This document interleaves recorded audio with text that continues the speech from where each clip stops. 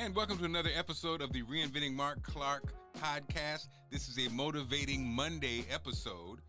And today we feature Monique Smith, a survivor and successful entrepreneur, and Kamose Muhammad, CEO of Freedom Paper Company, a wealth builder, and a motivator.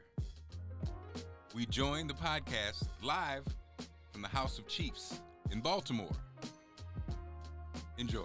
I know when I was kind of going through these stages, I would reach out sometimes to elder business people, look for their help, and a lot of them seem kind of mean. I don't know if you've ever encountered this. They seem kind of, rough, kind of, and I didn't really, but I understand today why we're like that. You know why we're like that? Because we're fighting an impossible fight as business people. Every other community, to some degree or another, has the foundational support, first and foremost, of their own community. That's just a fact. Anybody that doesn't believe that, just roll around here and go look at Korean businesses. And when you do that, you'll notice one big thing. You notice that they have Korean writing on their businesses. Anybody ever notice that? Okay. Why would they have Korean writing on their businesses? Anybody here speak Korean? I don't. Not many Caucasians speak Korean either. So who are they after as their customer, first and foremost? Their own people. And they know, without a doubt, they have faith and they know that their own people are coming. You and I may go to H Mart. Anybody been to H Mart, the supermarket? I've been there, right? You've been there, right? It's okay. It's okay to go.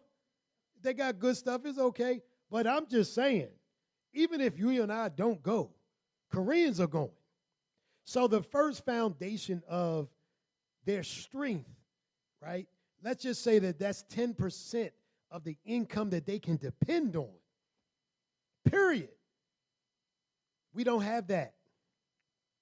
So those elder business people that were kind of mean, little grumpy, they were kind of, I don't know if I should really even talk to you or not.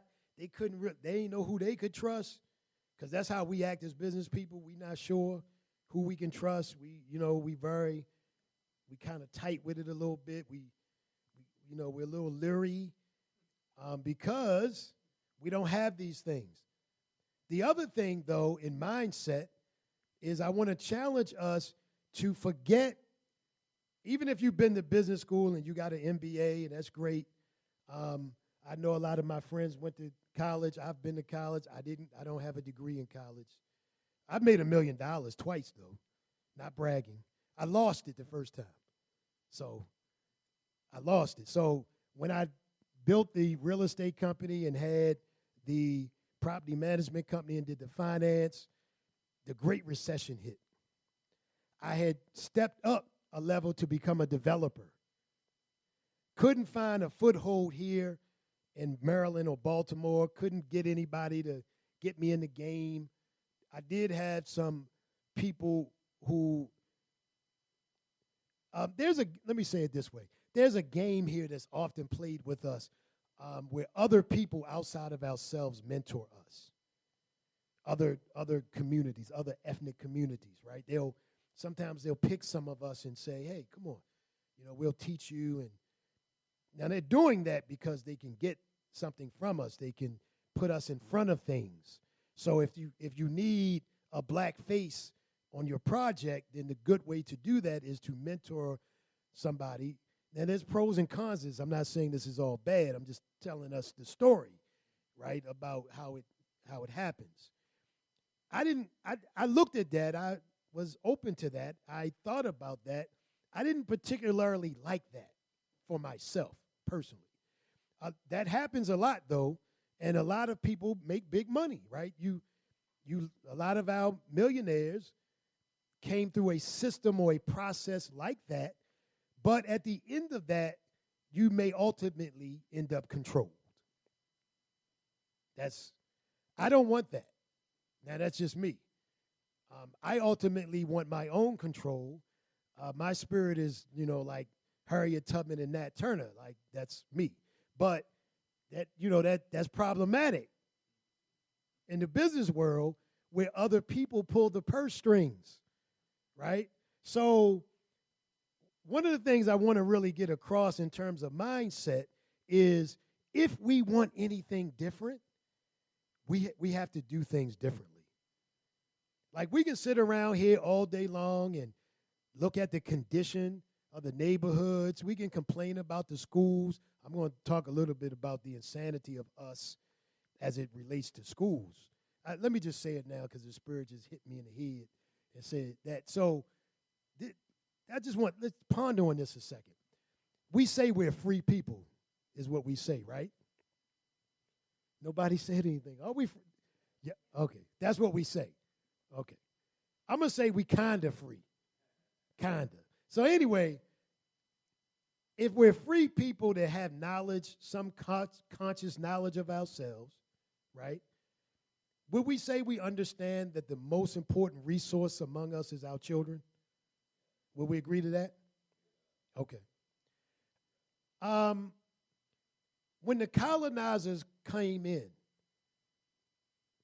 right? I'm talking colonization. I'm not even going to touch slavery at this moment. That's a part of colonization, obviously. That's where it starts with that. Captives, then you take over the territory and the land, you colonize the people. After you've colonized the physical body of the person, what do you colonize next? Their minds, right? So if you were to do a cursory look, and you would see in every colonized place that we're in, that the education of that place is controlled by somebody else. So right here, education is controlled by other than ourselves.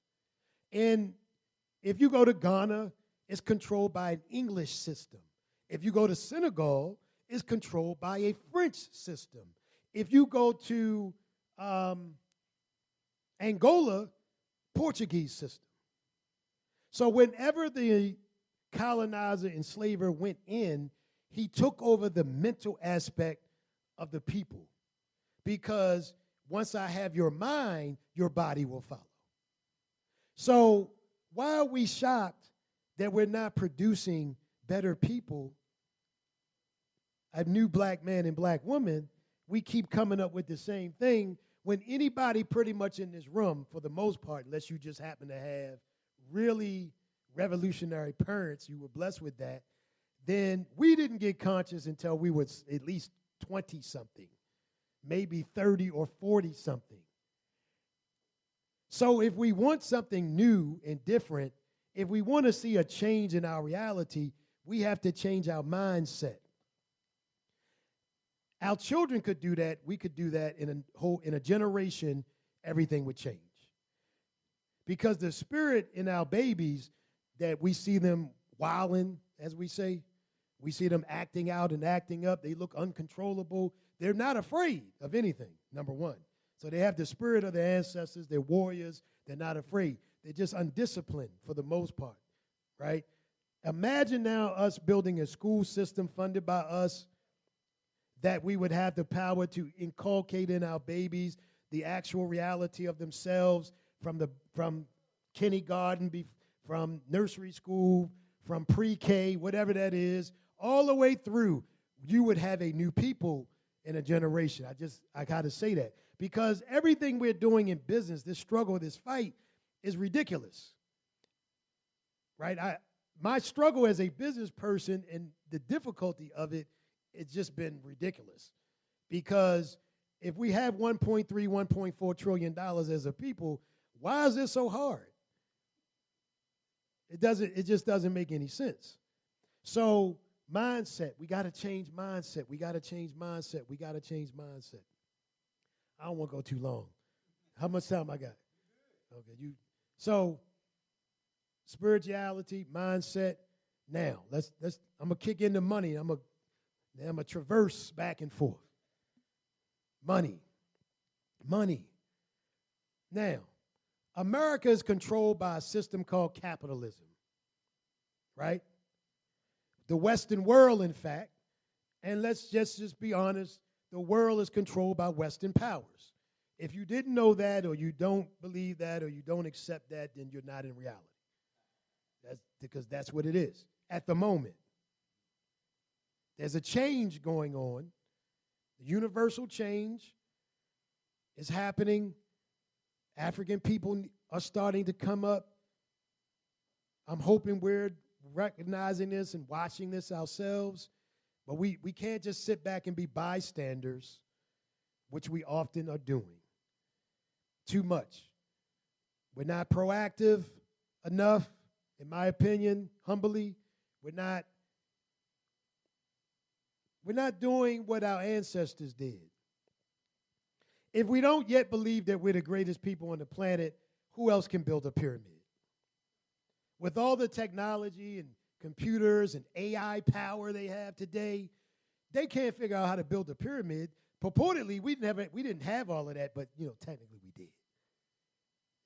Like, it's buried under the sands, our technologies and knowledge, because our ancestors saw the coming of enemies who would take us into captivity. But even the technology that we're afraid of, and I was somewhat afraid of technology some time ago, but all of a sudden I love it. It's all ours. Even in that thing I called African spiritual technology, there is a Orisha, Ogun. You all have heard of Oshun. I know my sisters, right? Okay. So in that pantheon of Orishas, one of them is named Ogun, the mighty warrior, but he's also over technology. So this technology today that they call blockchain in particular, brothers and sisters, it itself is the game changer. You know why? Because nobody really controls it. This is something that we can be in front of. Oftentimes what has happened is even when we are the inventor of a thing, somebody else comes in and takes out intellectual property. Even if we had the momentum to get it started, like the great Reginald Lewis, right? A Baltimorean. I know y'all read the book. You ain't read the book? Why should white guys have all the fun? That's what he said. I agree. But when you read the book, as he was sojourning through his trials and tribulations on his way up to become the first black owner of an international food corporation, control of food is very serious. Control of resources and food and things of that nature is not something they generally want us to do and don't really want to allow us to do. But he was able to accomplish it. And I remember at the end of that book, it's been a long time since I've read it, but at the end of the book, he says something like, and after reaching, paraphrasing, after reaching this height, this great achievement, I realized it was only the beginning. Can you imagine? So he realized now that the real fight had begun. So, because after you reach these great achievements, they don't let you alone. They don't leave you alone. Oftentimes what happens is they take over our companies. Anybody heard of Shea Moisture? Shea Moisture was a family-owned business, 25 or more years old, had grown to $200 million a year. Very big in terms of the scale and size of a black-owned business. Not a lot of our businesses get to be that big. Shea Moisture doesn't exist anymore in terms of black ownership, if you didn't know. They went, to my understanding, I've done just some cursory research. I could be making some mistakes here. But to my understanding, they had to go get financing. You need money when you're in business all the time, even when you make it big. Sometimes we think we don't really understand economics necessarily. This is a challenge for us because sometimes when you see a black-owned company, they look good, and the people, they look like they're doing well, and they might be doing okay, but they might be in tremendous debt. They might be making $5-10 million a year. They might be way over their head in debt, and nobody knows except them. And they ain't gonna tell you because we can't talk to each other like that, quite, unfortunately, right? And we don't have necessarily the relationships and the organization that we can come to each other and get large amounts of capital. Other cultures have that. Y'all heard of it? I'm going to use the Koreans now. The Korean Business Association. Y'all heard of that? Yeah. They don't go to banks for trifling money. Trifling money is to like $100,000. That's little money. That's little money, right? Maybe even $1 million. That's not big money, to be honest with you. It's not big, right? So imagine having an organization of people that you need, let's say, $50,000. And you can come to this organization and get $50,000. But you know why that works for them? And it's difficult for it to work for us right now? Two things. One, they value themselves and they respect it. And two, there's penalty if you don't do what you're supposed to do. So if you don't pay back that money, they're going to put you out, your family out. They're going to make sure that nobody does business with you. So we need to build that kind of organizational prowess among ourselves and have that kind of respect for ourselves in order to have that kind of power. Again, mindset, right? Or else we just going to keep going to the bank. But haven't banks been prejudiced against us and discriminated against us and redlined against us? Has this changed? No, it has not changed. In all of these years, it hasn't changed. This is why black banks existed, by the way, in the first place, because they didn't want to give us any money. But now we only have, 18 black banks? You know why we only have 18 black banks? Because we don't support them. Mindset, right? So our understanding about money and how money really works has to change. Anybody know, if you don't know, these words, economy of scale. Economy of scale. There used to be this thing during segregation in particular, where, during segregation, a black-owned business, well, let me say it this way. First of all, during segregation, it was very hard for us to own businesses. If you owned a business, usually it was a business that they didn't want to deal with. So funeral homes, for example, thrived because they didn't want to deal with that. We don't care, bury your own people. We ain't trying to do that anyway. So the funeral home business, that's why funeral home businesses thrive. They're very big today, have always been very big in the black community, right? Barbershops, beauty salons, right? We don't want to touch y'all anyway. We don't like y'all, so y'all go do your own hair, right? No problem. Other businesses, a little bit more challenging, especially in the early days of segregation. So sometimes we would have to hire a white man to do business for us. Y'all, this just occurred to me. We still doing that. Maybe not so much. Y'all, a lot of us are old enough to know when black people in business used to say, you gotta get a white person, put them in front. You want to do business, you want to get big, you gotta hire a white person and put them in front. I think that's kind of sad, right? But I understand, because we feel like you gotta do what you gotta do. And again, because we don't have a foundation, that's why we gotta do that. Because I gotta go after these white dollars more so than the black dollars, because the black dollars is following the white dollars. So maybe if I get the white person and then the white people like me, then maybe the black people buy from me. Sixth cycle. So I have been trying to challenge this cycle my whole business career. All right, I've gone against the grain. And going back to capitalism, understand that capitalism being the rugged, raw nature that it is, that Caucasians generally do things only caring about the money. Now, I'm saying that in a generalization. I don't want anybody to come back and say whatever. I say that because I don't know what all Caucasians do. I know what capitalists do, though. You could just look at the history of capitalists in the United States and across the world, and we know what they do, right? They go in and they take land, they destroy resources, they destroy territory. All of this stuff they do, why? To make money. Black people should not be capitalists. What should we be? Communalists. You can make money and you can get wealthy. Nothing wrong with that. Your gifts, talents, and skills should benefit you.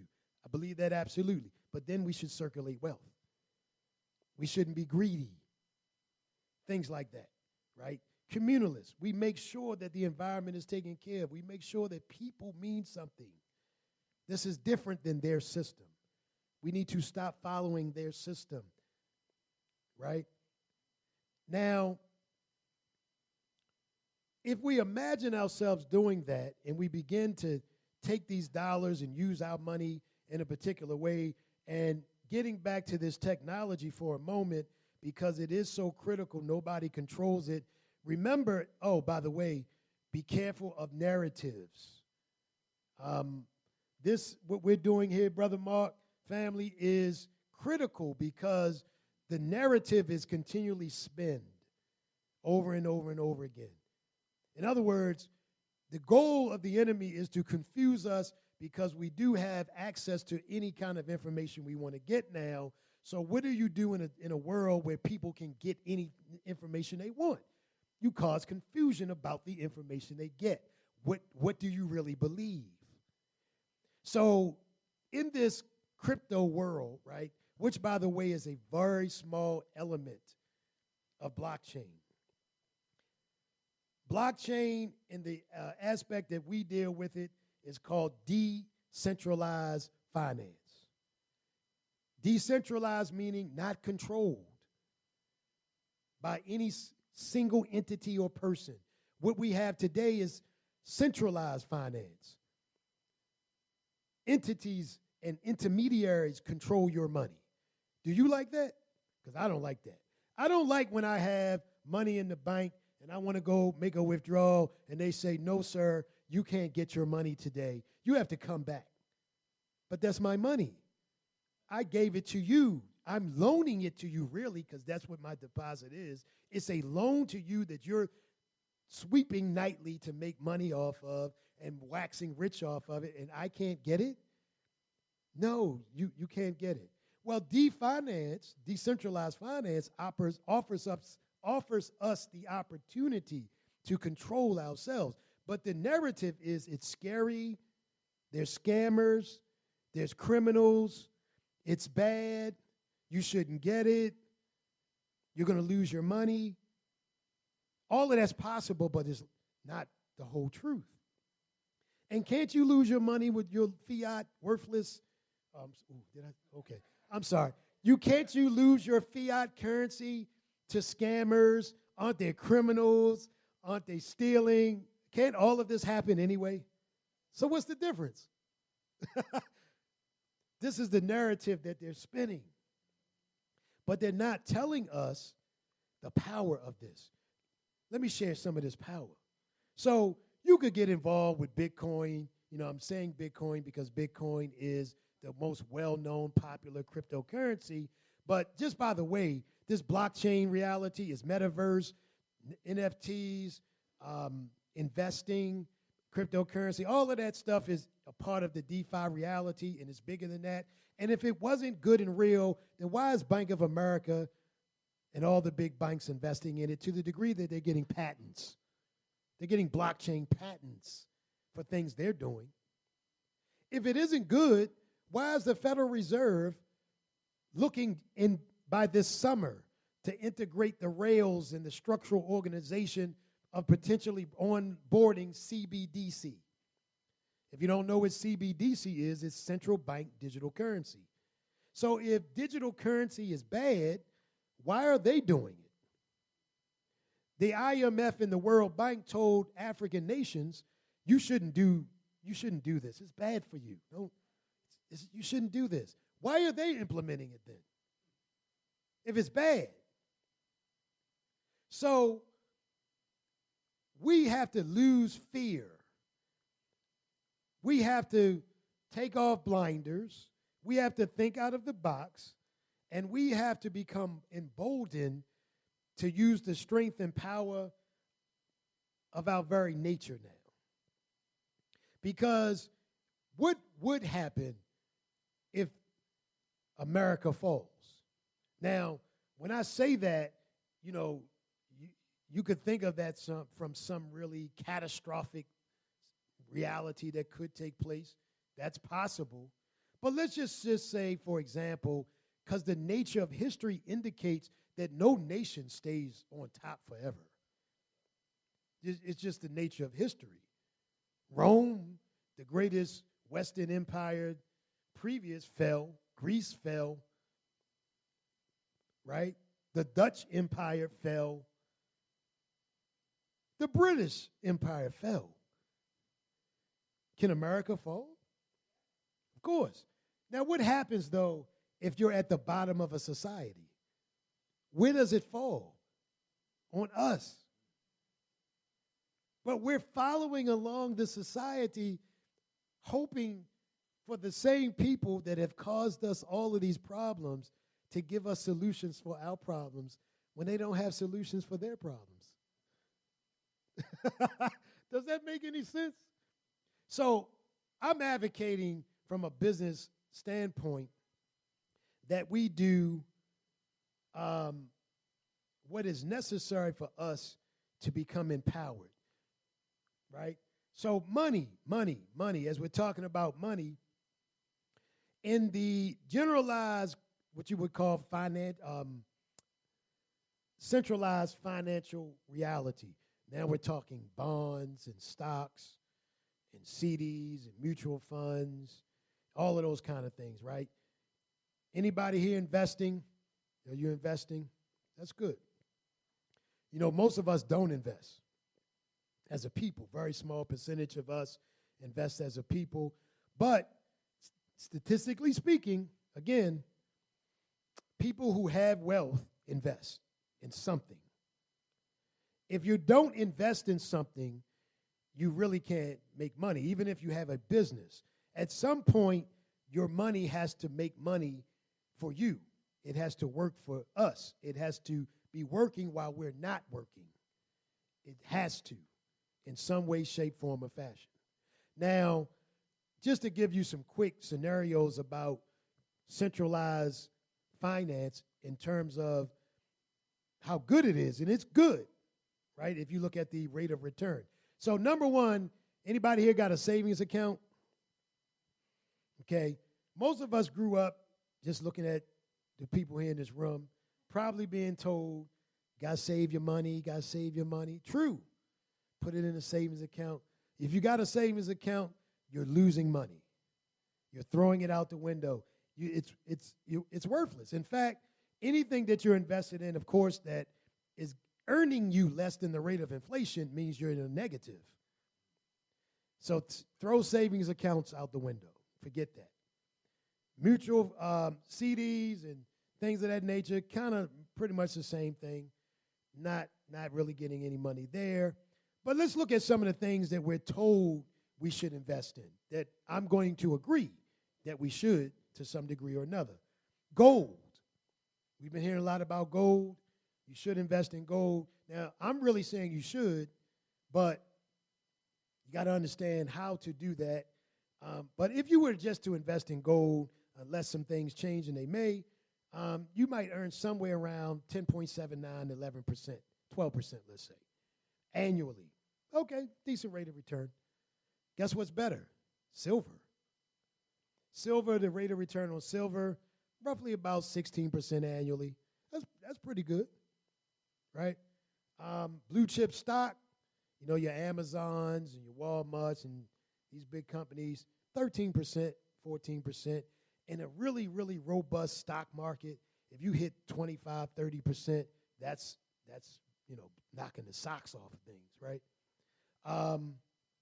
So any financial advisor, and I am not, I am a DeFi management consultant, among other things. But guess what DeFi makes conservatively?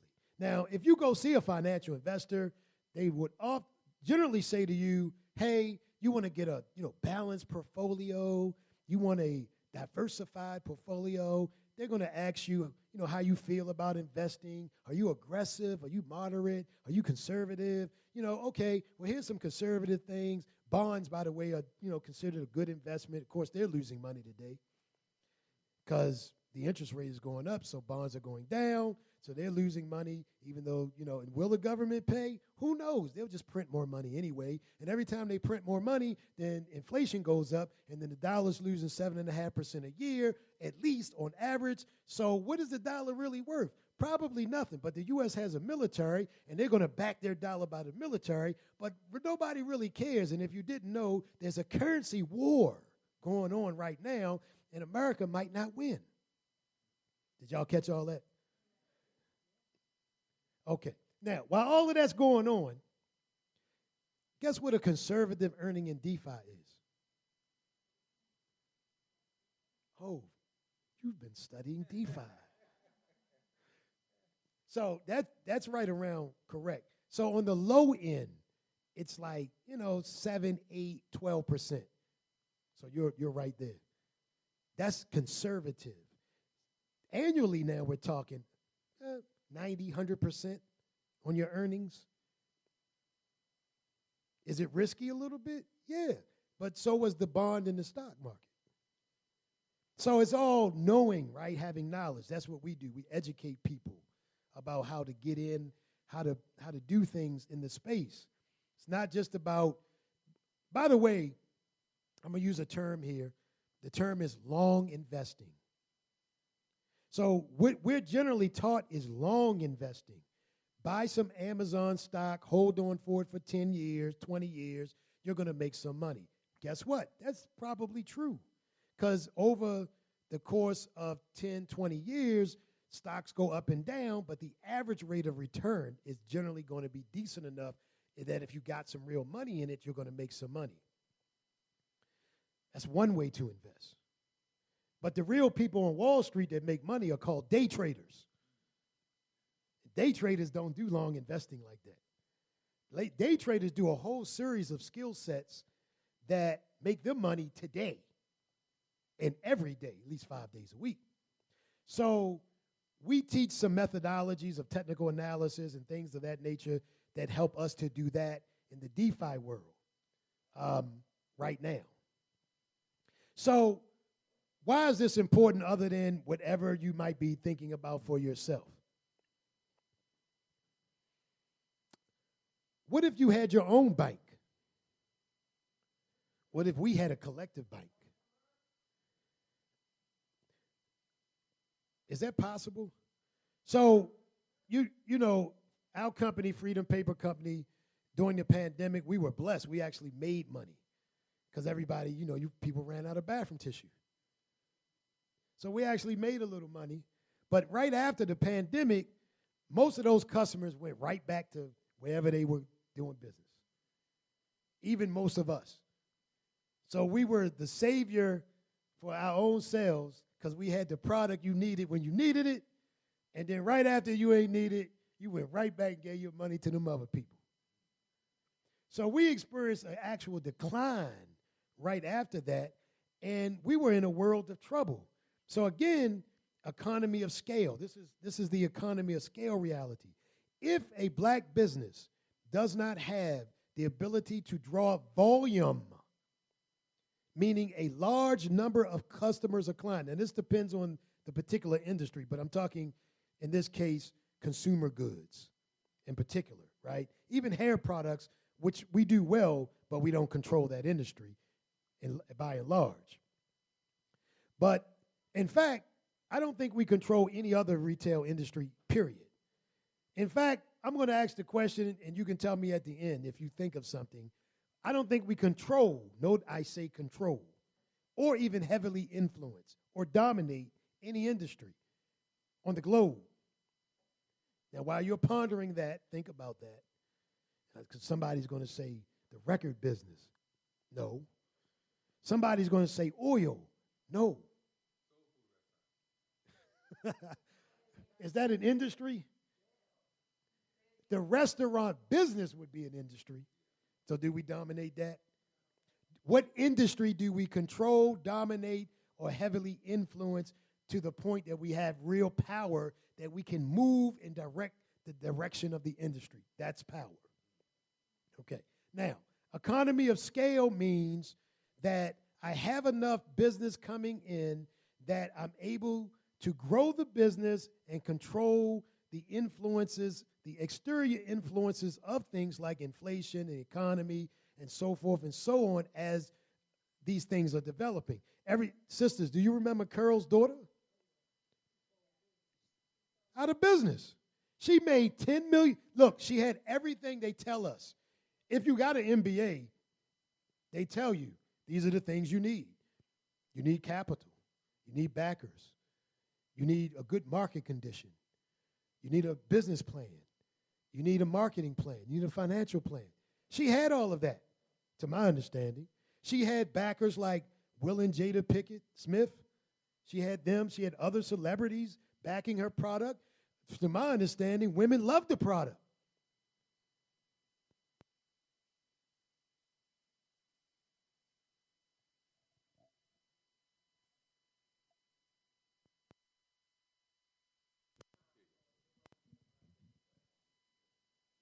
It's on. It went off. I'm gonna say this would be my analysis. She certainly, and we do sometimes.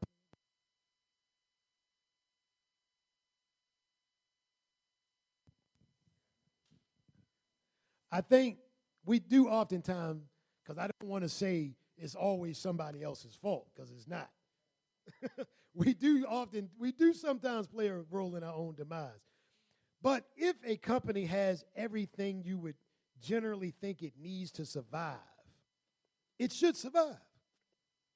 So how do you make $10 million, right? Which most people would think, oh, your business made $10 million. You're probably doing pretty good. How do you make $10 million and end up in bankruptcy? Because that's what happened. L'Oreal brought the company out. How does that happen?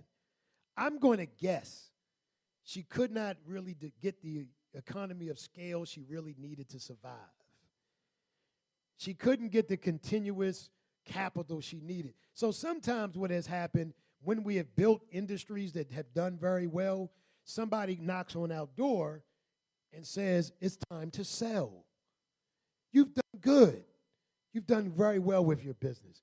We need to take that business over now. You might agree or disagree, and I don't know, but I have this belief, it's just mine. I would love to talk to Bob Johnson and ask him what really happened with BET. I think, possibly, perhaps, because we know that BET was in heavy debt. It was a communications enterprise more so than anything, and that's not an industry we control. So when you have something like that that potentially has great capacity to get messaging across, to move masses of people, because BET was moving us in the very early days of BET. We were tuned into BET. Imagine now if BET still existed, what kind of capacity it could have to get messages and information out to us to move us in a particular way. I'm thinking perhaps somebody sat down with Mr. Johnson and said, hey, that's true. That's true. I'm thinking, though, what I'm saying was already in existence before the divorce. So the debt that the company owed was already there before the divorce. Now, if you're heavily debted, it means you own a note to someone. Somebody owns your debt. And business is warfare, so if I don't want your company to be around anymore and I have the power to call your note or get your note called or put pressure on you by heightening your interest rates or making scarcity of your opportunity to renew your loans. Because that's why some of these technology companies are going out of business today, even because some people speculate that the powers that be don't want this DeFi stuff happening, so they're creating scenarios where banks that don't need to default, like I think it was Silvergate, one of the 3 banks that defaulted, there was nothing wrong with it. It didn't have a reason to default. So what happened? So I'm just saying, and it's just hypothetical, that if you don't have the ability and the resources to go in and get what you need when you need it, then somebody else has greater power and can shut you down. That's what I'm saying. And if you look at the number of businesses that we have had that have become our giants, many of them have been brought out. Now, obviously, sometimes we want to sell because we want the money at the end. We're not necessarily looking at legacy, et cetera, possibly. But many times that's not the case.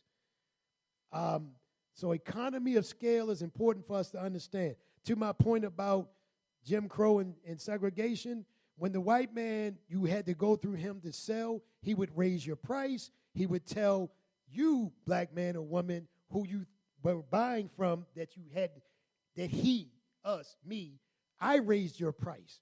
The white man would tell you that, no, your brother raised the price, and that's why I got to sell it to you for this money. It's him. He did it to you, your own brother. Right? This is how you divide us. So now, even today, y'all know we say black people prices is high. Don't we say that? Come on. I ain't hear nothing. Yeah, we say that. Now, it may be some truth to that, but there's a reason for that. The reason is what I just said. Economies of scale, the cycle of non-support, etc. Mindset. Y'all know who Claude Anderson is? So in his book, Powernomics, one of the passages I really love because it's right around here, right close to us, he talks about this group of black businessmen who went, and maybe women, who went to the Koreans in Washington, D.C., and if you're familiar with Washington, D.C., they have this corridor right up off of New York Avenue and Florida Avenue. It's a Korean business district. And so Claude Anderson says that these group of businessmen went to the Koreans and they said, hey, we can save you millions of dollars. You guys should do business with us. So they began to negotiate the deal. Koreans said, nah, it's okay. We good. We don't want to do it. The black people said, okay, we'll make a stronger offer. So they made a stronger offer. So at the end of this negotiation, the black business people had offered the Koreans a 25% savings. Oh, did y'all hear what I said? 25% savings over whatever the cost of whatever they were buying. What do you think the Koreans said? They said, you don't understand. We do business with Koreans. Why would somebody be willing to pay 25% more? Is there any good logic to that? She said yes. Well, I'm going to suggest that there is as well. The logic to that is the understood and understand, and other people understand this. When money circulates through the community, today we buy at X price. But when money circulates through the community, we get economy of scale.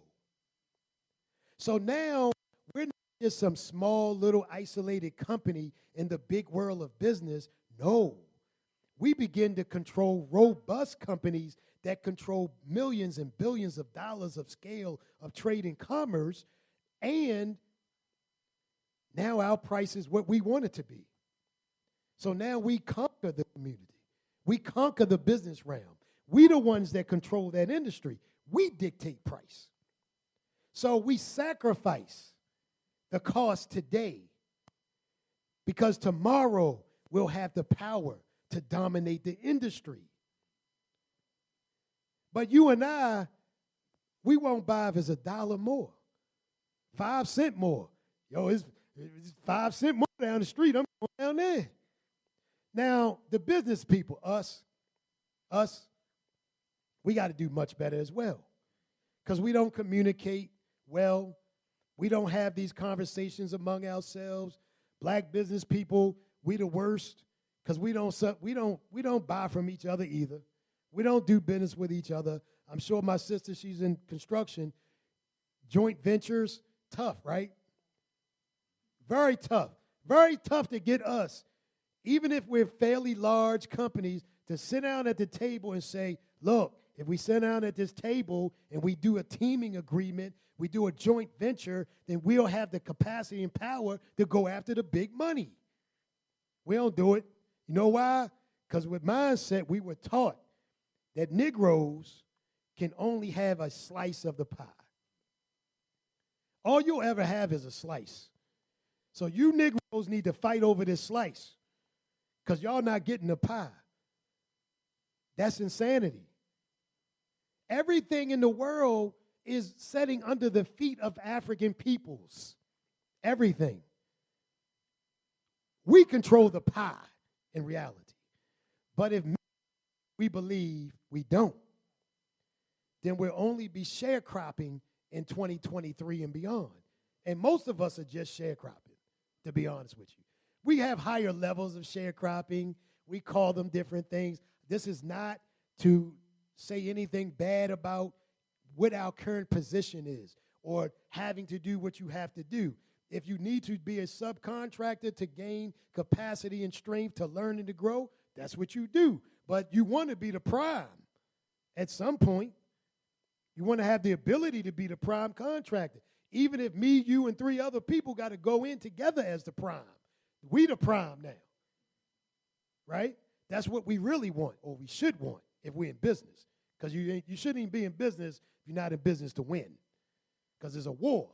If somebody going to come out victorious, and everybody else is going to be laid bare. So those are the 3 things I wanted to say: spirituality, mindset, money. Get in the game. Let's stop being bystanders. Events like this, Projects Million More's movement in general, in terms of what that represents for men and women, that's grassroots reality. And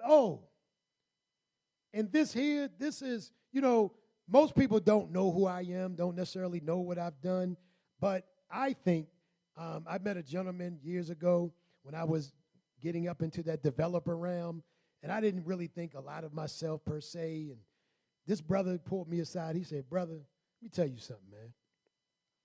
He said, Negroes is running around here acting like they big Negroes and they got big cars. And he said, man, you doing 10 times bigger than what they doing. Even though you're not flaunting it like that, even though you don't see it that way. Because he was a finance guy. So he knew the finances, the real financial numbers of many people in this town who perpetrate themselves to be bigger than they really are, right? And, you fake it till you make it. We say that. But I'm saying we ain't even got to fake it anymore. If we just start following principle, I want to conclude with principle, right? I said we shouldn't be capitalists. Remember, capitalism starts with slavery. That's where capitalism starts. Capitalism says you do whatever you got to do to make money. So somebody said, look at the Negroes over there. If we go get them and work them, we ain't got to do this work. Then we can get this sugar cane and we can get this cotton and we can wax rich. Let's go get them.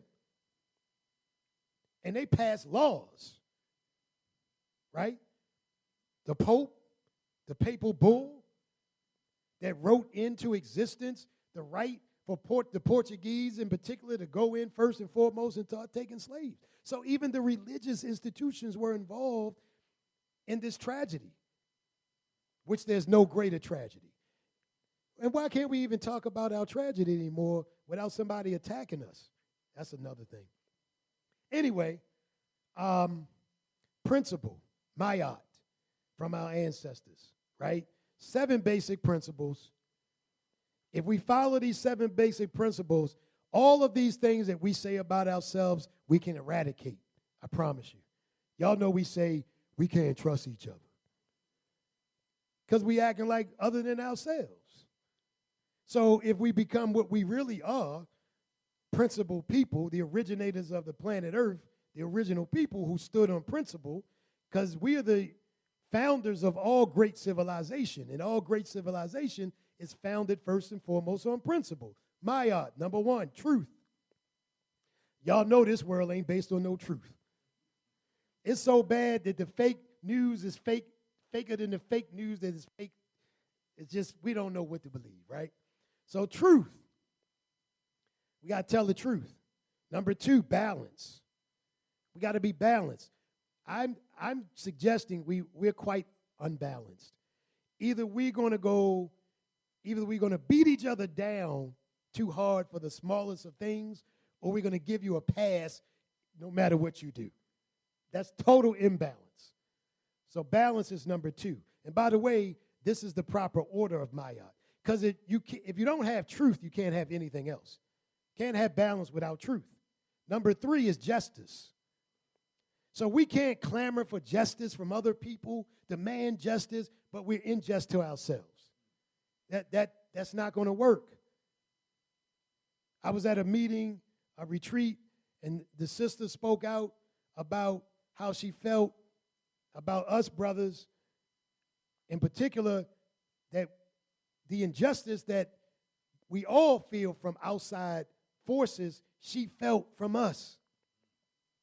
So we got to be just to ourselves first and foremost, before everybody else, because black people give justice to everybody. Somebody kills a black person, and the black people show up and say, I pray God forgive you. I forgive you already. Don't nobody else do that. Well, I haven't heard anybody else say that. Other people want retribution. And just so you know, both Bible and Quran say retribution is righteous. I'm just saying, it's in the book. Eye for an eye. I don't know. Anyway, so justice is number 3. Number 4 is order. You got to have order. The Honorable Marcus Garvey said we suffer as a people for 2 reasons. 1, we have no order. Lack of organization. Our biggest organizations, by the way, bless their hearts and all the great work they've ever done.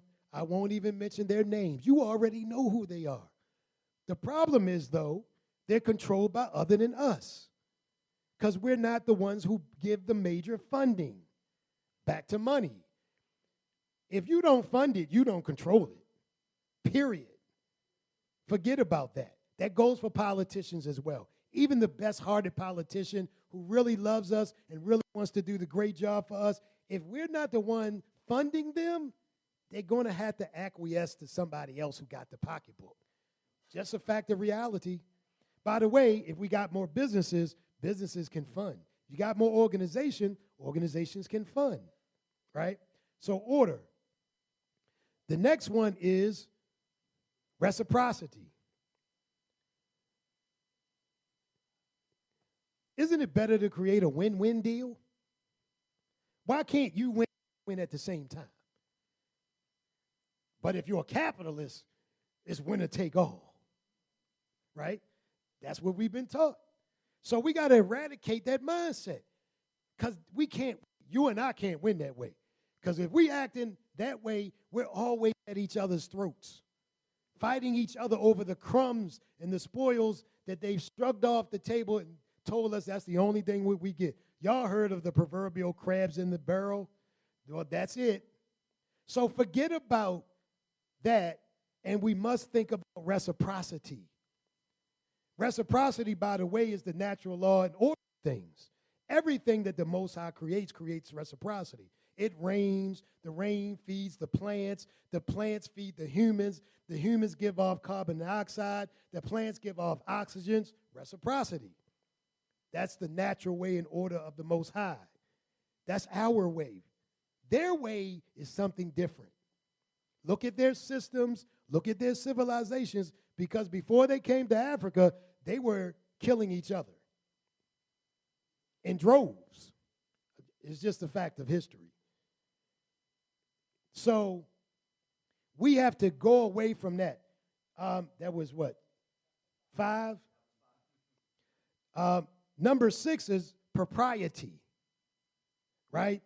We have to strive to do and be on accord with principle. We have to be doing what's right for righteous sake. Don't just do it because somebody did something for you. Very, very bad thing. Many of us get caught up with that, by the way.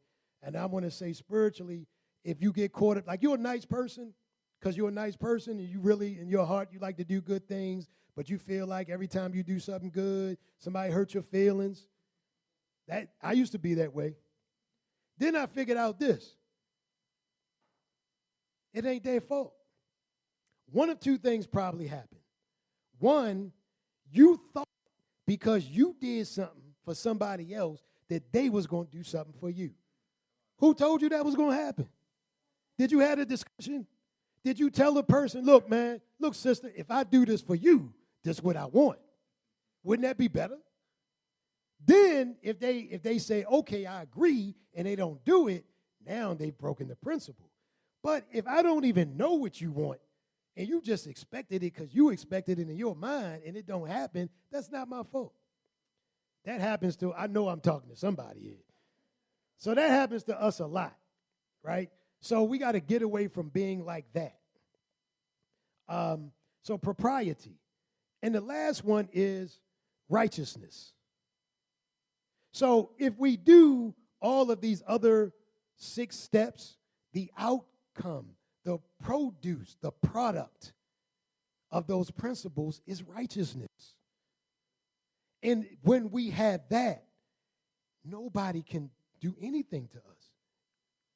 We are literally unstoppable. It is the reason why this system works day and night at every level and always has. That any time it sees the inkling in us, anywhere on the globe, that, they look like they getting ready to do something. They trying to put an end to that. But it's so much going on right now, and they're trying to keep their own world afloat. They don't have that much time to keep up with us quite the same way. What's that Damon Wayans thing? Message. So family, I'm Brother Bay Kamose Muhammad. I am a serial constant entrepreneur.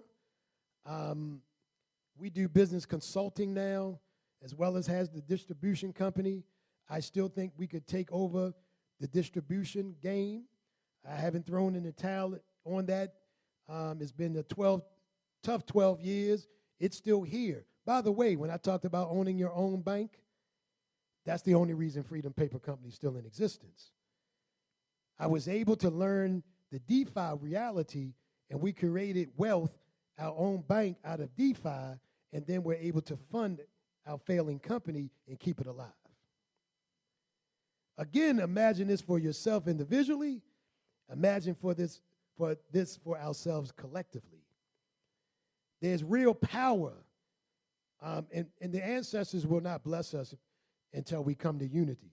You want to know why things aren't coming together quite? Because they actually are putting upon us a prerequisite responsibility to not do where they fail, to undo where they fail and not commit the same mistakes. So unity, and when we say unity, guess what? I want to clear this up. We ain't all even got to like each other. You ain't got to like me. I ain't got to like you. But we do have to understand we have to have common interests. Because all these other groups, they don't like each other. They're not all friends. They're not all bosom buddies. They understand they got the same common interests. When we win as a team. When we lose as a team. So even if you are a billionaire black person, when you get pulled over by the police, they're not asking you how much money you got. They don't even care. You just black. Oprah Winfrey went into some jewelry store or something. They ain't treat her right. When I heard on the news one day, y'all remember what's the professor? Gates, right? He's a big shot guy. He got harassed. He's black. That's all somebody saw. They didn't care what you're in the upper class people. Let us treat you better. Nope. You just black. So we're a team, and you're a team. You're on this team if you care or not. But this team you on. So let us learn to work together to make the team win. Because if we win together, we're all going to do better. Most of our sorrows and our suffering, we could eliminate, I'm going to say, we could eliminate it in at least 1 year if we just transfer the power of money. And I know somebody's going to say, well, what's in it for me, Muhammad? If I buy from you, what's in it for me? What you want? Put a demand. You want, listen, I'm going to ask this question. If black businesses say to black people, buy from us wholeheartedly and unequivocally and unresolvingly for 1 year, make no excuses, because we're famous for making excuses. Even if there's no excuse, we're going to find one. Well, it was raining that day. I had a brother tell me, brother, I be wanting to buy bathroom tissue, but I'm going to be honest with you, man. I'm just lazy. So, I wait till the last minute. I get down to the little teeny roll, and then I run down to Walmart. That was his reason. He was at least honest. But I'm saying, these are the rationale. But you wondering why don't nobody respect us? Let me ask the nicest one of us, as I'm concluding, brother. The nicest one of you in this audience, you see somebody on the street, they want some charity. You're a charitable person, you give them some. But let's just say you say, hey, you start a conversation. What do? Oh, I got this. And they tell you they got a skill. And you say, hey, look, let me give you this card and go down to so-and-so, or you can get this help, or you can do this and you can do that, and blah, blah, blah. And then 2 weeks later, you see the same person. And they say, hey, can you help me out? And you say, hey, didn't I tell you? Did you go down to see such and such? Did you go see so-and-so? Did you do this and that? No. Well, why you ain't do it? Because, I don't know. I ain't had time. You ain't had time. You out here every day. Right? I'm just saying, I'm making an analogy. That's kind of how we look to other people in a way. This is not to say that other people don't owe us, because we are owed reparations for sure. But by the way, no other group has simply been given reparations. They put a demand on it. Nobody's giving away nothing in this world. Only those who are strong enough to demand it will get it. And only by group power. So, thank you all. Appreciate you. Brother Kamose Muhammad. Now, who's willing to, okay, I'm going to sign up. I'm signing up. So who's willing to, raise your hand if you're willing to sign up for paper today. Raise your hand. What is the monthly commitment? Everything you use in your house, we sell. Paperworks. And it's better for you. So if you didn't know, for example, your bathroom tissue is often poisoned with chemicals like dioxin. Right? Dioxin is cancer causing. So we sell paper that doesn't have dioxin in it. Your toothpaste, fluoride is well known not to be good for you. We sell toothpaste that doesn't have that. Your laundry detergent has chemicals in it, quads, they're called, that destabilize your system. That's why many of us started getting rashes and allergies, and we don't know why necessarily. So we sell products that don't have these chemicals. But pretty much from your trash can liner, your paper towel, your bathroom tissue. So when people say, well, I don't like your bathroom tissue because it's not this, it's not Charmin, or it's not Scott's, or it's, okay, you're right, it's not any of them. We're right in the middle, so A lot of women like the tissue sisters. Matter of fact, women are the largest buyers of the product. So it's medium soft. But if you like a Charmin-y soft, which is on that scale of softness, and you say, well, I can't do your bathroom tissue. Well, what about the paper towels? Yeah. Do our trash can liners have to be extra special? Okay, who wants to make a commitment? I'm making a commitment today, Brother Kamose, even if it's the minimal order. Anybody else want to make a commitment? Okay. FreedomPaperCompany.com. Freedom, those 3 words, because there's another company, white-owned company called Freedom Paper in another part of the country. FreedomPaperCompany.com. They kept it real. They didn't raise their hand. They didn't even, we couldn't pressure them, so that's good. They're honest, though.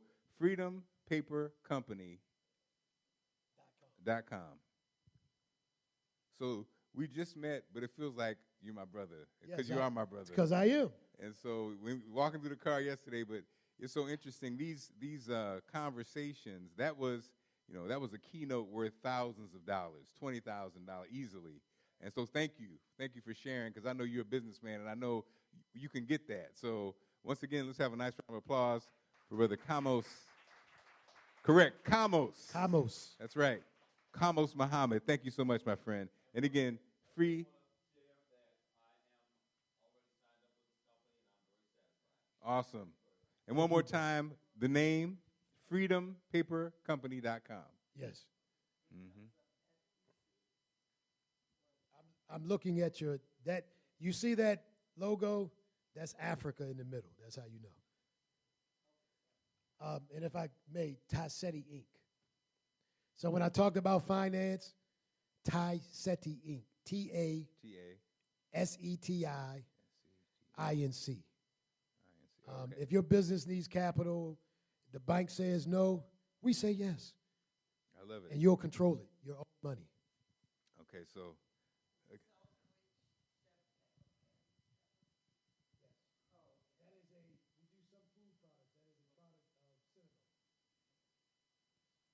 So again, what a blessing to sit at the feet of this leader today. And again, thank you for your time, my brother. Time is money. A blessing. Coming to the stage. Give her some love as she comes up. Monique Smith joins us. Again, I'm just every week. I believe so. Every week we have these presenters who just blow me away. And again, you say?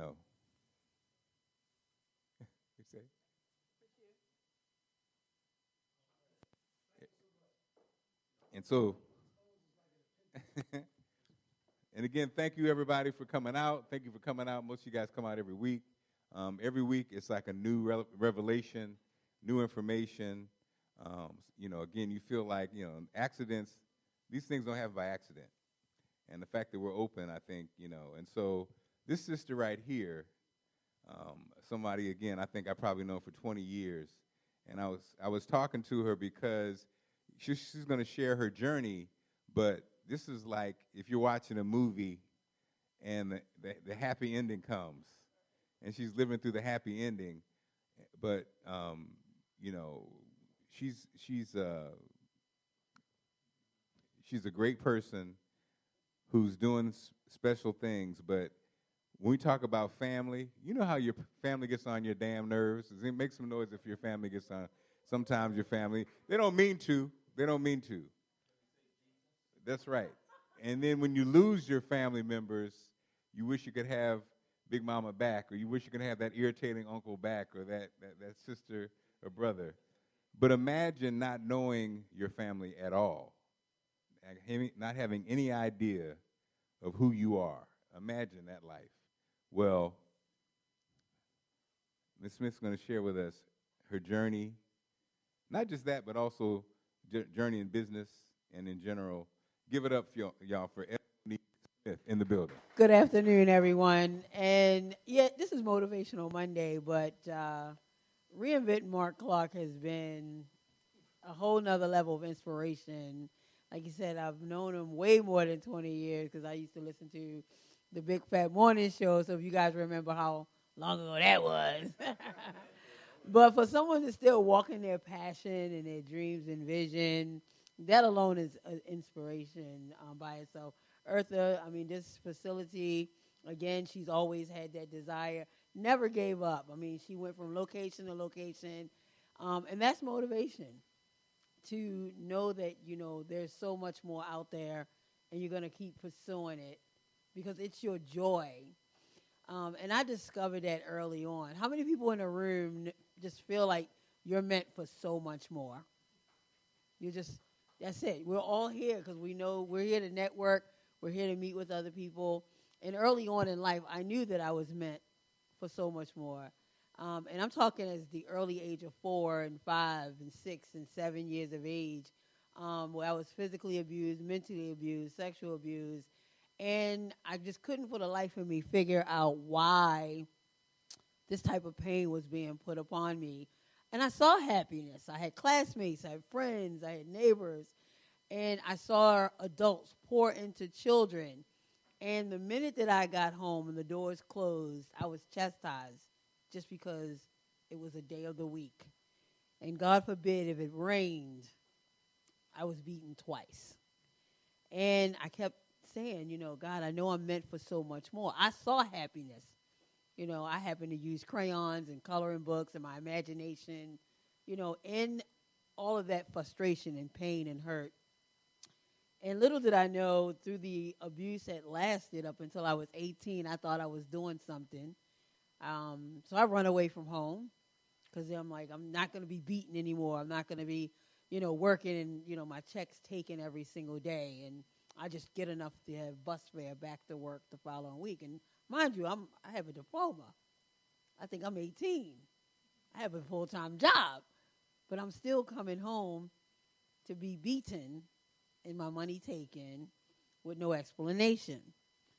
So, I maneuver a way to get the Greyhound bus station here in Baltimore. And I look down and I'm like, oh my God, like, where am I going to go? Where am I going to go? And I grab everybody going to laugh because I know all y'all about my age. I go and I grab a Yellow Pages and I rip out a page of the Yellow Pages. I spin it around, close my eyes, and it says Chicago. And I was like, ooh, it's cold in Chicago. That's no. And then the airway went off and it said, the next bus leaving, gate such and such, And I changed my name. I got to the counter. I said, my name is Monique. They gave me a ticket. I get on this bus, and I'm just feeling freedom. I'm grown. I'm 18. Being light-skinned, curvy, young and immature, of course, I ran into the wrong hands. Again, manipulated, pimped out, the whole entire human trafficking component of it, just even working in the labor force of trafficking. It was just, I went from, it just seemed like the fire, from the pot to the fire. And again, not knowing what was going on. And I kept on saying, God, I know I'm meant for so much more. And I would cry myself to sleep every day saying, I'm grateful because I never looked at like, why me? And, why is this happening to me? Why am I getting beat every day? What did I do to deserve this? And I just kept asking God, like, what next? What next? And I just had to have faith. And I didn't even know what faith was at the time. I think God probably freed me way before I knew I was free. Because I didn't grow up with that animosity and pain and hate. I never wanted to hurt anybody. And so I escaped. I lived in a brothel, which was not a great thing. And I just decided I had to get out of there. I came back to Baltimore, Maryland, the only place I knew. And I never saw my birth certificate, ever. Like, so I would ask the woman who raised me, thinking she was my mother, like, Mom, can I get I'm sick and food. You asked me, so I knew, even though I was an adult, I just didn't want to have to tolerate that. So years went on. Now I was raised as an only child. And I was a graduate of WEB, Women's Entrepreneurs of Baltimore. So, everything I needed required a birth certificate. So I would go back to the lady and, what is my birth certificate? And I'm like, you're 28. Why are you still asking this woman for your birth certificate? But again, like I said, it just never dawned on me. And I go and I write the Department of Social Service. I wanted to write the Board of Education, my baptismal, and I'm getting all this paperwork in it. One said I was born in 66, one said 65, one said my name was Monica, one said Monica, one said Monique, one changed her name several times, and I literally almost hit the floor. Like, I just almost passed out. Like, I could feel the entire room just spinning at at the paperwork. So I get on the phone and I start calling her, her mom. And I'm screaming. I'm like, what is this? You people are a bunch of liars. I'm getting this paperwork in, and she's not who she says she is, and I'm not who I'm supposed to be. And she goes, oh, she didn't tell you, baby. I'm like, tell me what? Oh, baby, she going to tell you. So it just never dawned on me. So you guys are actually looking at an individual that's listed on the National Center of Missing and Exploited Children as missing child number 120-1298. God has given me this assignment to remind the world that all missing children aren't dead. We're here amongst you guys. We just don't know. Now, when that happened, with the pain and the abuse, everything was kind of like coming like, this is what's wrong. This is not a family. These were animals. They were monsters. I went on a multi-state search, but it took me 2 years to get that number. I literally had to tell the National Center for Missing Children, I'm the missing milk carton kid you guys are looking for. It was just the rarest situation possible. And because of that, they made a special case of helping. And I guess I just happened to have been the first one of a child that was abducted that grew up and went to them to report me. Now, the anniversary date, they put the information in through a portal and see if someone may have put in some data components that would possibly match African-American female, potentially born between this age, because we still had no records of me. So identity theft is just new to you guys. So I've been driving under the fake name. I live under the fake name, and I couldn't go to college because it required license and bonding, everything that I needed for my career goals. I'm like, if I spend all this money, I can't, I may be educated, but I can't pursue the things that I need.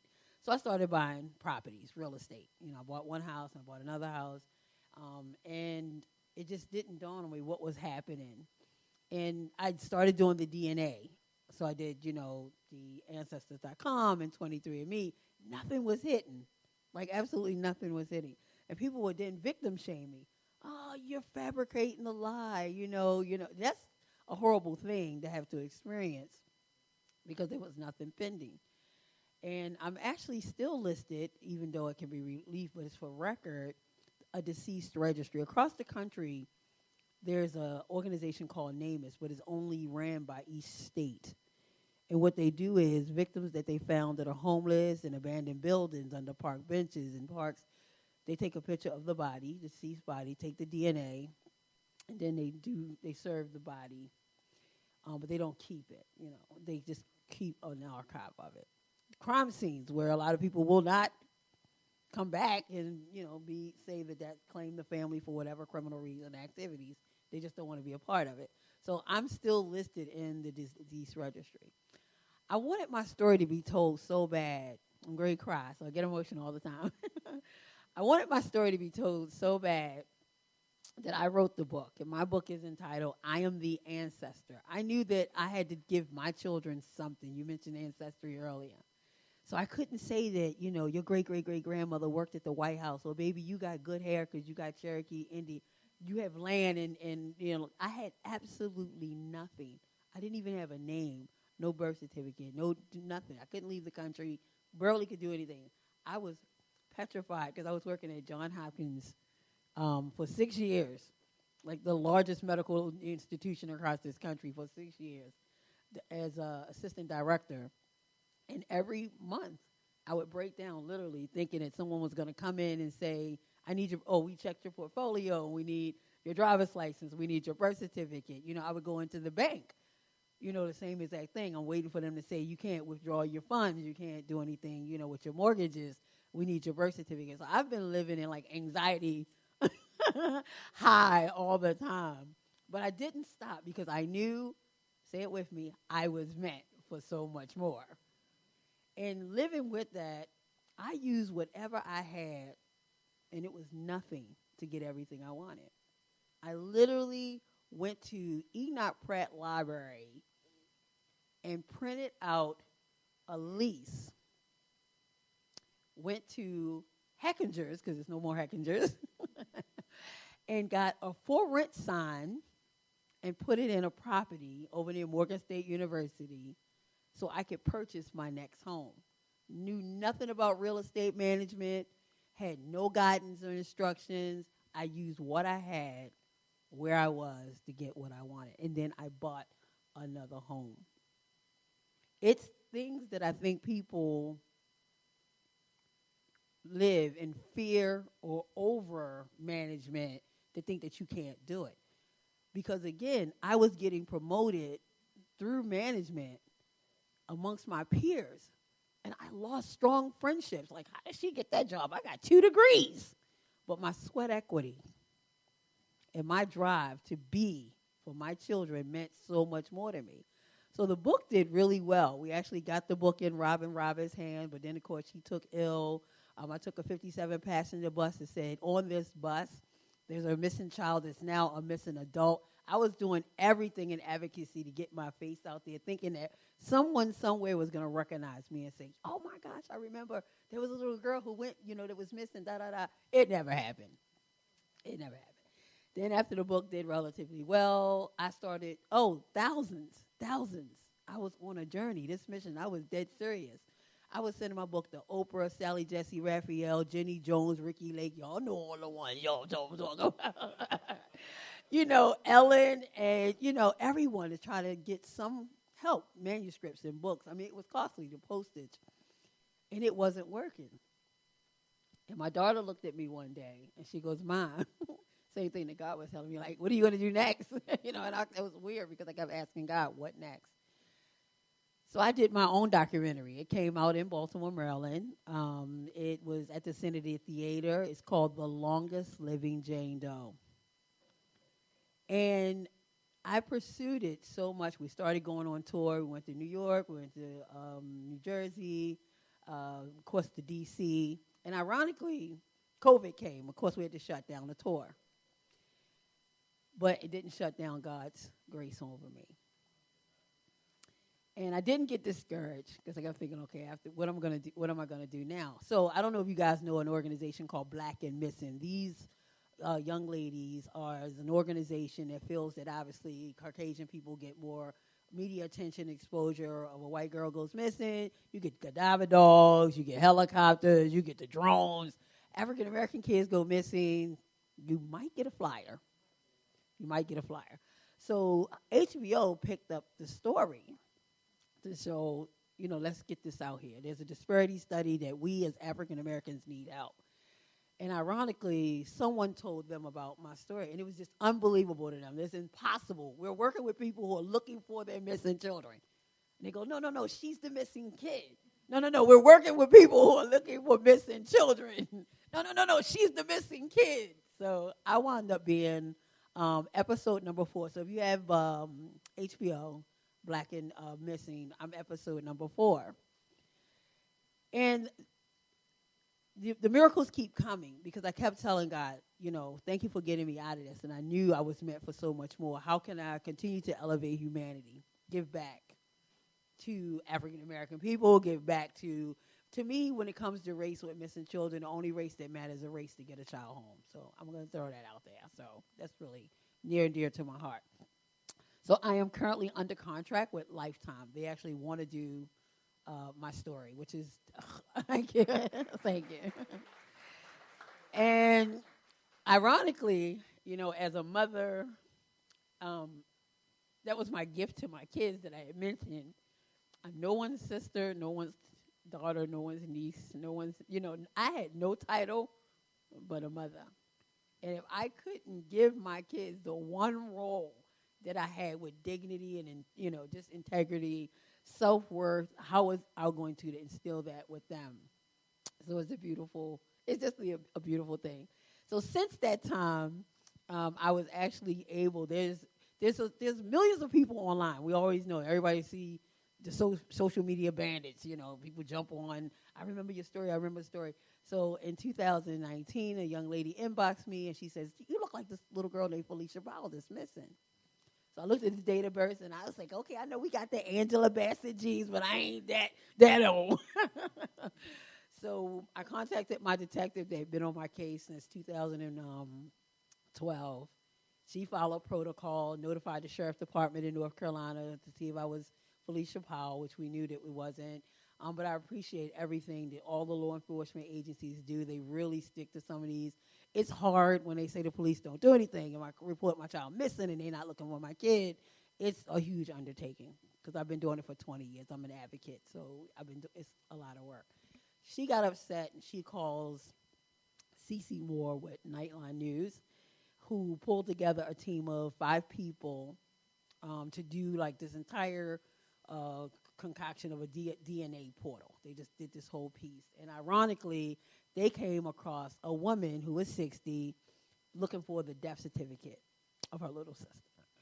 So I was excited that they did connect me with this woman who was looking for the death certificate of the little sister. So lo and behold, they gave me this phone number, and I'm going to tell you this funny part because there's always joy during your journey, is that I called the number, and I go, hello? Hello!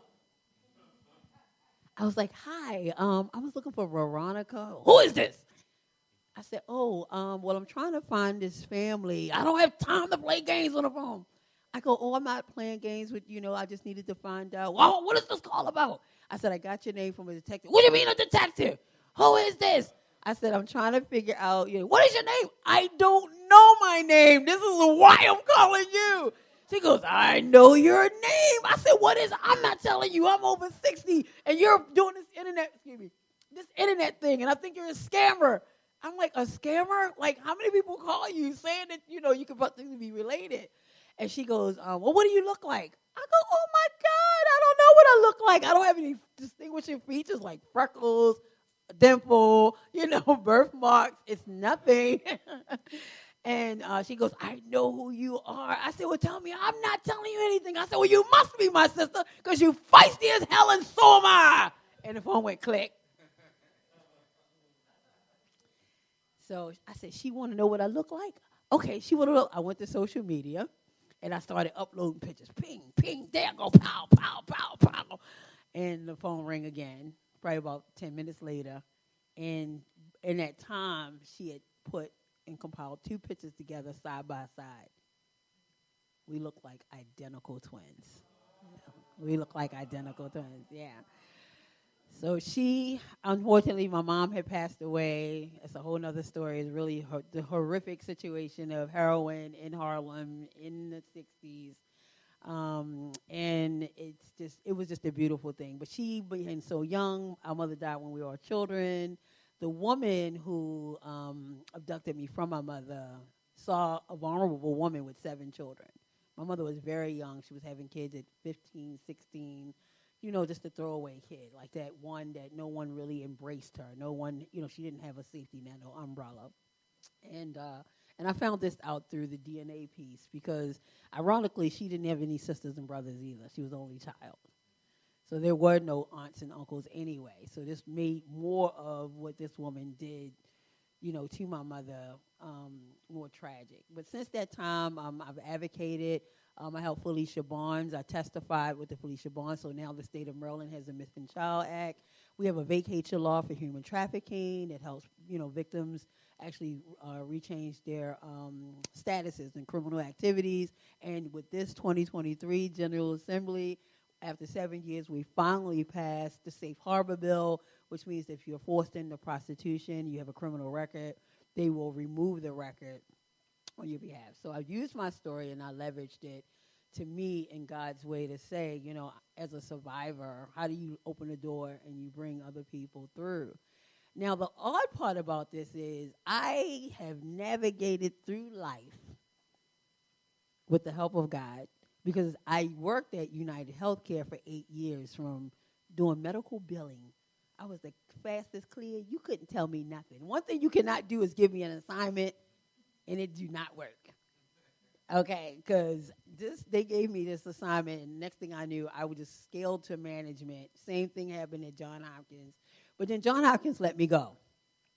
So they sent the claims division out of state, and I'm like, I'm not moving out of state. I got property here, and da-da-da-da-da. So unemployment ran out after 2 years. You know, the 401k was gone. All my savings options were gone. I was just on background. So I'm father of the children called, joking around. Y'all all right over there? Bruh. And he kind of threw a joke, and I didn't know it wasn't a joke because I was already doing cost proposals and estimates for him before I was working with him. And he goes, you ain't got a secretary, and, you know, I don't have a secretary, you don't have a job. And I just thought it really was a joke. But I came into the office. It was January. I've been there for over 20 years now. Now, that small business was a one-man shop. He had a van, a trailer that was under Dorman Mall, and 2 other laborers. And he's a graduate of Westside Skills Center.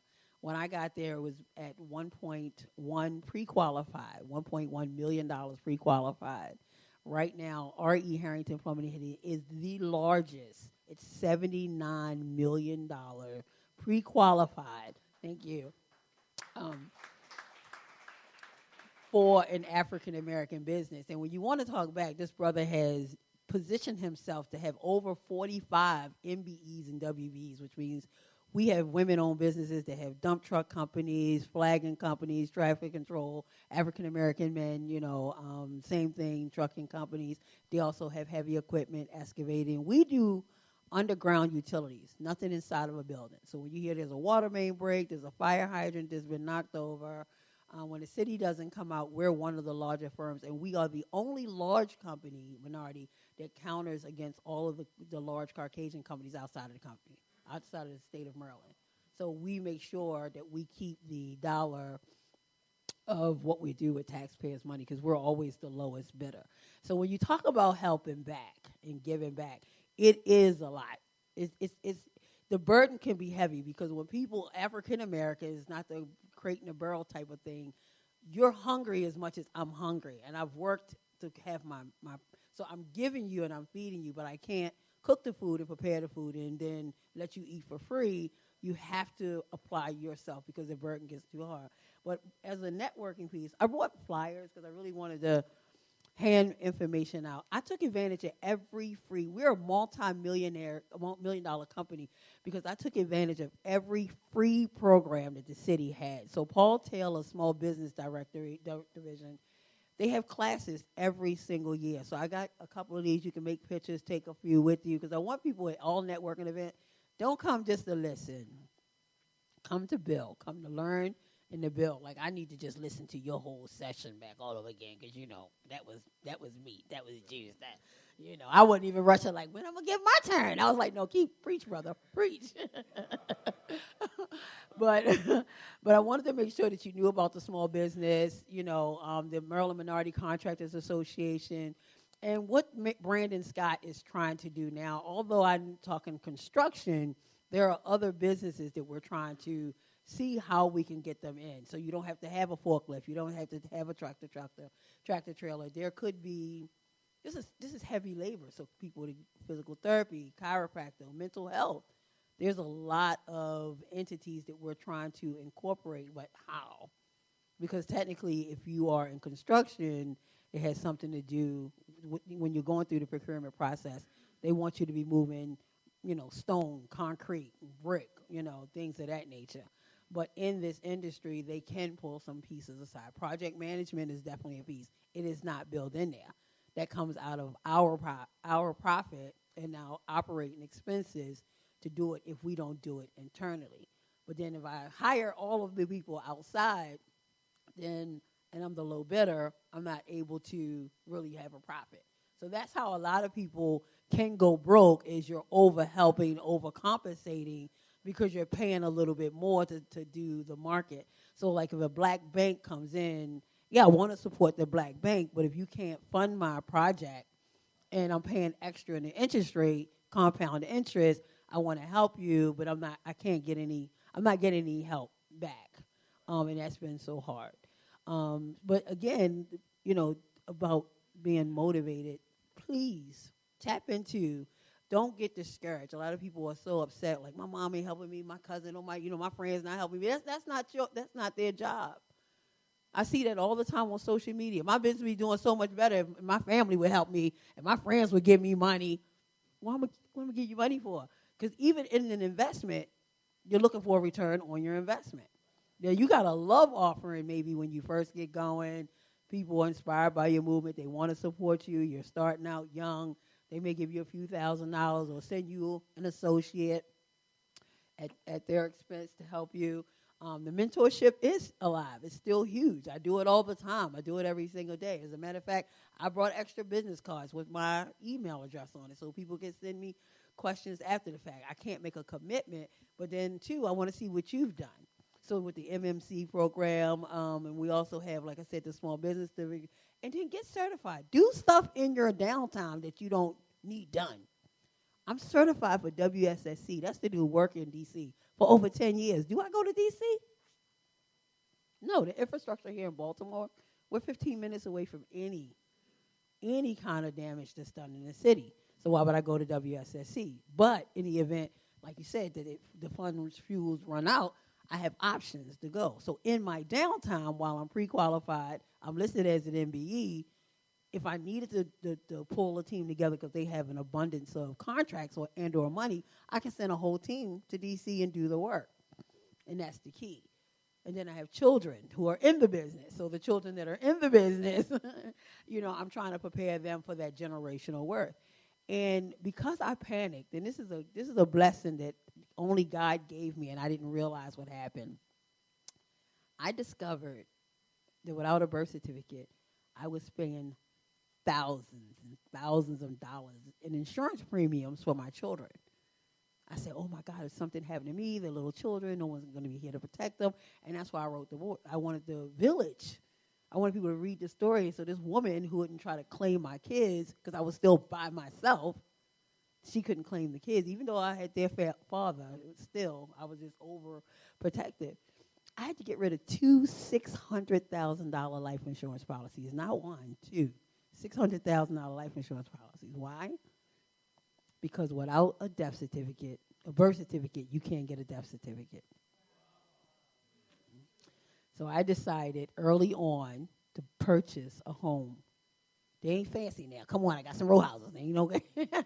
I decided to buy a home for each of my 4 children. So while I'm alive, I'm instilling value, I'm putting a legacy in them, and I'm teaching them how to live that legacy, together in the event that something happened, and then that way they can pass that on. But that's a beautiful feeling that I'm telling you, that's only by God. Like, without He, there is no me. I'm not here for Moniqueism. There's a whole lot of Moniqueism in there.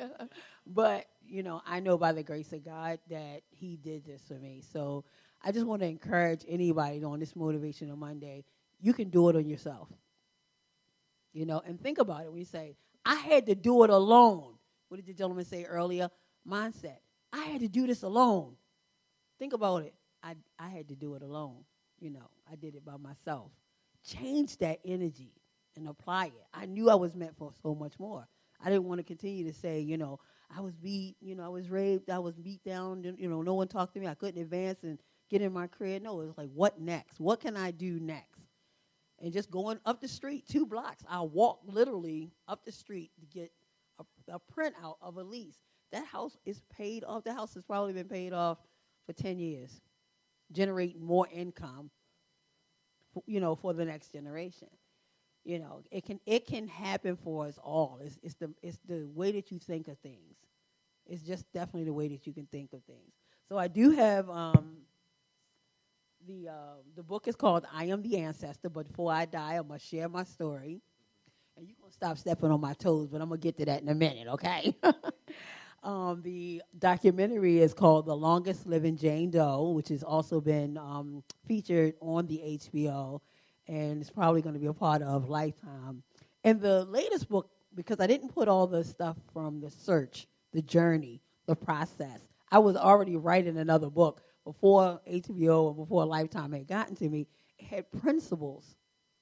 People would ask me, how did you do all of that with absolutely nothing?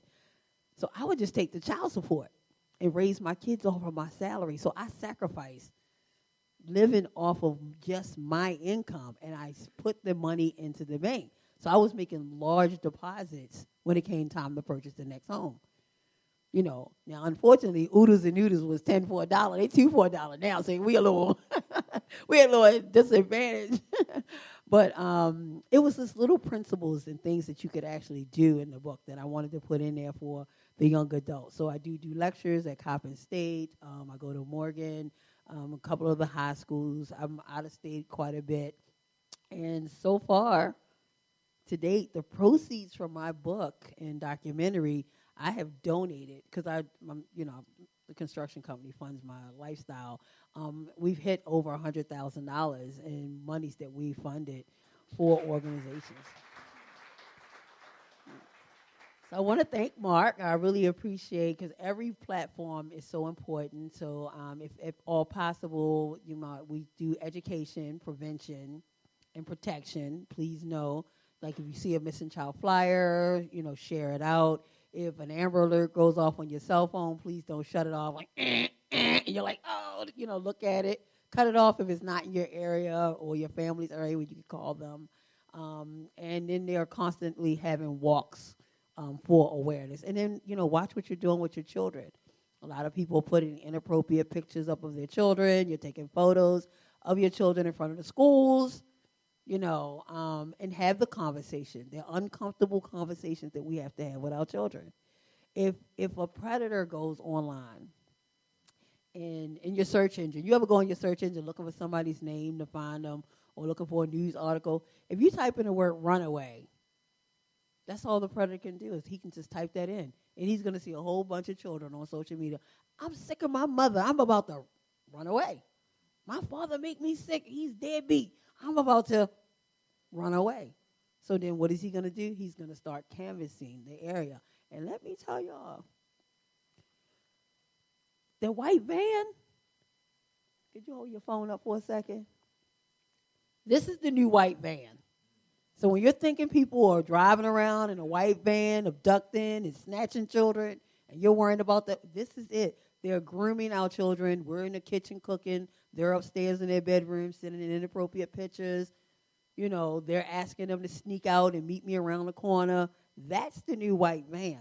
So you have to shift the mindset of believing that it is how our children are being abducted. It's not the same. So you have to change what you're doing with your conversations every day. Most of my social media platforms is known as Monique. I love it because I never knew my real name. So my foundation was known as Monique because that's who I was known as. And I can openly share that I did discover my real name is Symboli Ruffin.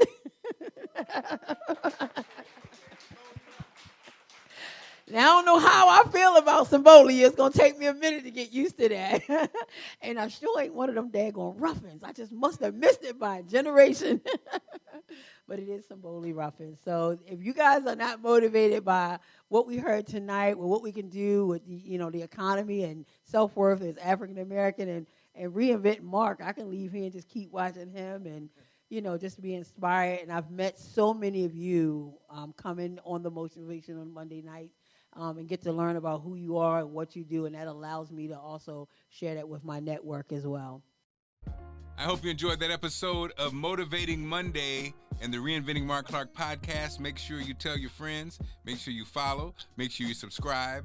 And again, go to our website, markclarkmedia.com, to see what's going on in our world. Have a great one, and I'll see you soon.